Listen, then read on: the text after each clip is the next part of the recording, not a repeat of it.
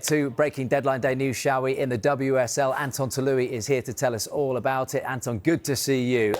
Firstly, some big news. What can you tell us? Right, we'll start with Arsenal, shall we? We'll start with the deal that has been completed because Leah Velti, one of the longest and sort of most loved Arsenal players, is no longer a gunner. She has joined Juventus on a permanent deal. It means Arsenal obviously lose a wealth of experience from their centre midfield. She, of course, was part of the 2019 team that won the WSL, the last Arsenal team to win the WSL. And, of course, her last competitive Arsenal appearance was the Champions League final win in Lisbon as well. So a big loss for Arsenal. Obviously, we know obviously she's been a huge part of the Arsenal team, what she's done at the club over the last few years as well.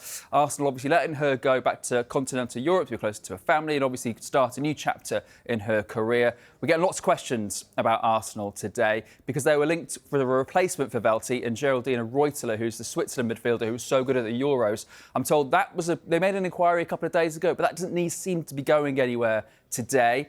And obviously we get a lot of questions about Beth Mead. You remember earlier in the window, London City Lionesses had a bid accepted for Beth Mead. She turned that down. That deal is dead in the water. Beth Mead will remain a Gunners player beyond the window, don't worry. And a potential world record deal close to being agreed. How close is that one? Right, this is a complicated one. Chelsea want to sign Alyssa Thompson. Now, she is a whirlwind winger, a fantastic player with the US. She made a US debut at the age of just 17. She's now 20 years of age, seen as one of the brightest talents in world football. She wants to make the move to Chelsea. Now, she got on a flight late last night from LA to come over to London to try and finalise the deal. The problem is Chelsea and the NWSL and Angel City, her club, they're all still in discussions about trying to get this deal done. Now, sources are telling me conflicting things. One source is telling me this will be a world record fee. Another one is telling me it won't necessarily be a world record fee, but it will be £1 million plus. Like I said, the player wants to move.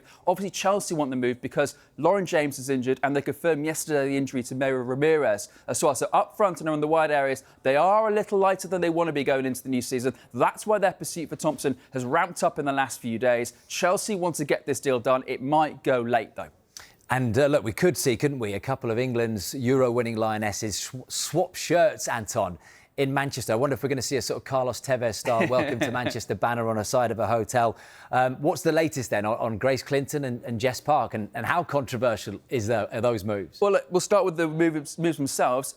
It's happening. These things are happening. Today was the medical for Grace Clinton at Manchester City. Contract agreed. It's going to happen. It looks like she's been their biggest target all summer. They wanted to try and get a deal done before the Euros. It all went quiet. Then obviously towards the end of the window, that box-to-box midfielder that Manchester City have wanted all window, that being Grace Clinton, they ramped it up again. And obviously Manchester United said, well, actually, fine, maybe, because she's in the last year of a contract. We don't want to repeat the mistakes of Alessia Russo and Mary Earps and Onibache in the past. There is a fee which we can do business, but we want Jess Park. And now Jess Park has completed her medical, agreed a long-term contract to Manchester United. So it looks as though later today, both of those deals will be confirmed. You say controversial, it's interesting, isn't it? Because in the women's game, we've seen players move between the Manchester clubs in the past. Ella Toone left Manchester City when she was a youngster to go to Manchester United. And you had obviously Alex Greenwood, who's obviously still at Manchester City, has played for all four of the North West clubs. So it's not as controversial, but as the rivalry gets bigger, remember, this is the team that finished third and fourth. They're competing potentially for the last Champions League spot this season.